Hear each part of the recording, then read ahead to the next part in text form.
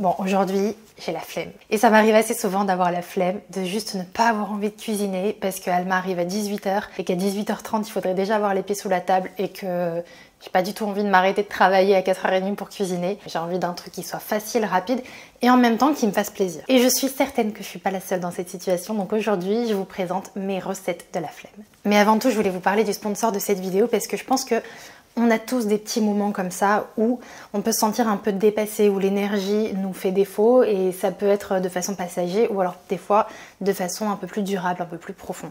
Perso, je pense notamment au moment de ma grossesse où déjà physiquement c'était pas la joie, mais vraiment le premier trimestre a été très difficile. Je me sentais totalement isolée et en vrai je l'étais parce que comme je voulais faire la surprise à ma famille, j'en avais parlé à personne et j'étais toute seule dans ce mal-être, c'était vraiment pas facile. Et c'est ce qui m'amène à vous parler du sponsor de cette vidéo qui est BetterHelp.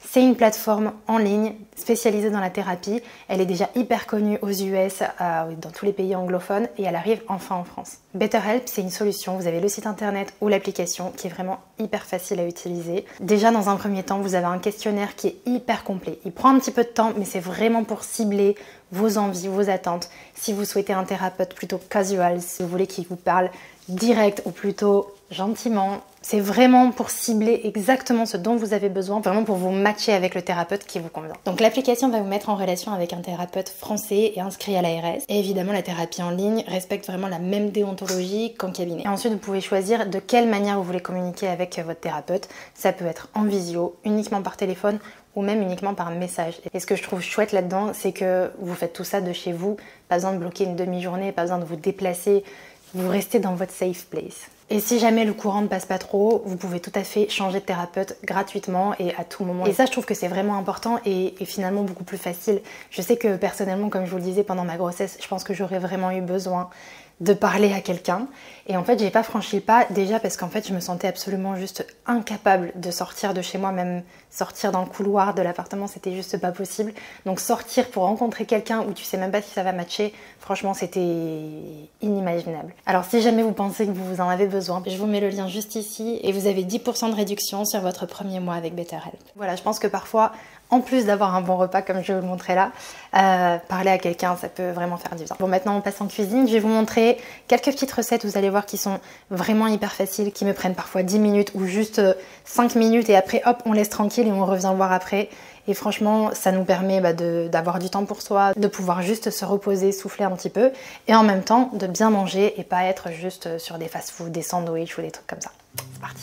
Alors vous allez le voir, je vous prépare des recettes qui prennent vraiment pas beaucoup de temps, 20 minutes maximum, que ce soit en préparation ou en cuisson, et généralement où il y a très peu de vaisselle, donc ça c'est l'avantage. On commence cette première recette avec un genre d'avocado toast, il me restait un petit peu de pain, de la focaccia, et je viens la dorer un petit peu à la poêle. Pendant ce temps-là, j'enlève les feuilles de mon chou kale. Franchement, quand je fais ce genre de recette, je fais vraiment avec tout ce que j'ai dans le frigo.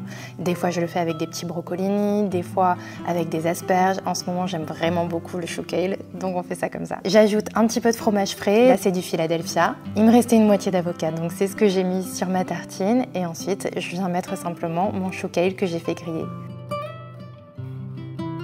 Dans la même poêle, je viens casser 2 œufs. Et pendant que ça cuit, je termine ma tartine. C'est vraiment une balance entre ça cuit d'un côté, ça prépare de l'autre. Et là, je mets des petites graines moulues à froid comme ça que j'utilise assez régulièrement, surtout quand je fais des plats simples comme ça, parce que ça nous apporte plein de vitamines et minéraux de façon vraiment très simple. Et voilà, une tartine d'avocat, œufs et chou kale. On a vraiment tout ce qu'il faut en termes de légumes, de protéines. En tout, ça m'aura pris peut-être 15 minutes grand maximum. C'est hyper rassasiant et un bonheur à manger.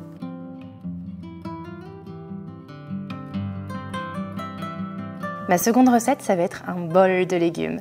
Franchement, je fais ça quand j'ai pas trop d'inspiration, que j'ai pas mal de petits légumes qui traînent encore dans mon frigo et qu'il faut que je les termine. Donc je fais vraiment avec ce que j'ai en stock. Donc là, par exemple, de l'oignon, du chou blanc cette fois-ci, des carottes.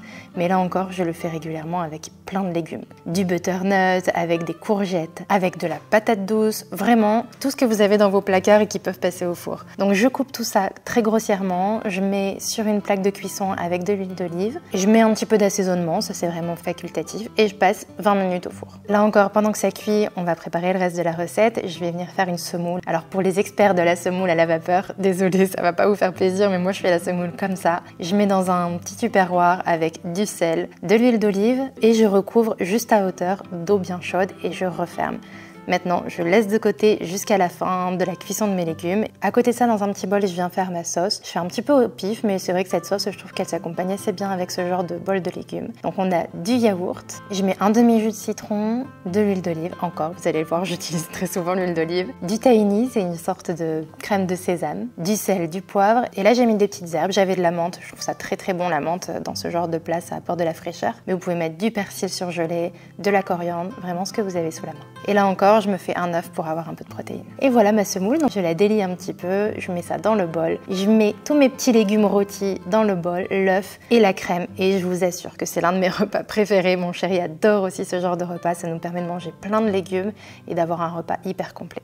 Et là encore, c'est une recette qui m'a pris littéralement 20 minutes. Souvent, je mets tous mes légumes dans le four, je vais jouer avec Alma et quand je reviens, c'est prêt. Cette fois, on part sur une recette encore plus gourmande. Je pense que l'un des repas les plus réconfortants, ce sont les lasagnes. Mais comment faire des lasagnes rapidement? Simplement en faisant des lasagnes à la poêle. J'avoue que j'ai été beaucoup inspirée par Floriane sur Instagram qui fait ses lasagnes à la poêle végé. Moi, je les fais de façon classique, donc avec des oignons, un petit peu d'ail. Moi, je prends de l'ail séché, mais vous pouvez la prendre aussi surgelée ou frais. J'ajoute la viande, des épices, je mets du paprika, du sel, du poivre. J'ajoute ensuite ma sauce tomate, un petit peu de miel ou de sirop d'agave pour retirer un peu l'acidité. Et ensuite, je viens couper simplement mes feuilles de lasagne. Là, j'avais des feuilles de lasagne fraîches, mais vous pouvez aussi avoir des feuilles de lasagne sèches. Il faut simplement ajouter un petit peu d'eau et couvrir pour que la lasagne cuise à cœur.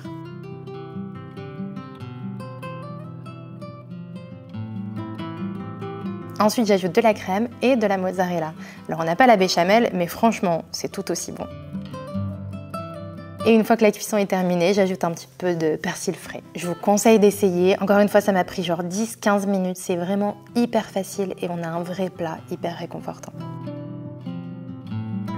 Autre plat réconfortant, ou plutôt snack ou plateau télé, c'est la pizza. Mais quand on pense pizza, on se dit tout de suite ça va prendre du temps. Mais non, vous pouvez vraiment faire une bonne pizza vous-même avec notamment un wrap. Ça fait longtemps que je la fais comme ça et franchement à la maison on adore. Donc je prends simplement une grande tortilla que je vais mettre sur une plaque de cuisson. J'ajoute par-dessus ma sauce tomate. J'ajoute aussi des petites herbes, du thym ou de l'origan, du paprika, du sel, du poivre, une petite touche de miel pour enlever l'acidité. Je recouvre avec de la mozzarella râpée et ça passe au four. C'est assez rapide, hein. Franchement 5-10 minutes maximum en fonction de la chaleur de votre four. Et ensuite, on la garnit comme on veut. Moi, j'ai mis de la roquette, des tomates cerises et du parmesan. Bien sûr, vous pouvez faire les pizzas que vous voulez. Si vous voulez mettre de l'ananas dans votre pizza, libre à vous, du poulet ou quoi que ce soit. Moi, je l'adore toute simple comme ça.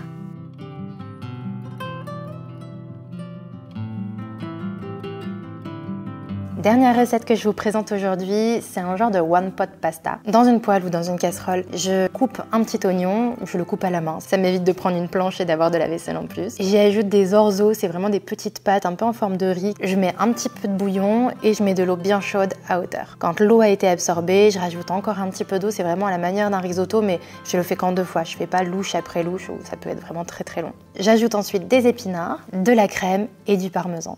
Beaucoup de parmesan. Et là, pour avoir une touche un petit peu plus originale, je trouve, et c'est ce qui donne vraiment une saveur particulière à ce plat, c'est que je mets du zeste de citron. Je trouve que le mélange parmesan, zeste de citron, c'est vraiment super bon.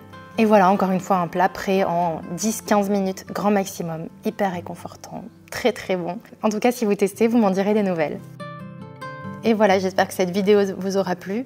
Dites-moi en commentaire quelle recette vous a donné le plus envie, laquelle vous allez avoir envie de reproduire au plus vite. Et maintenant, plus d'excuses à aller au McDo si vous avez des jours de flemme. Vous pouvez faire un truc délicieux en moins de 20 minutes à la maison. Je vous dis à très bientôt pour de prochaines vidéos.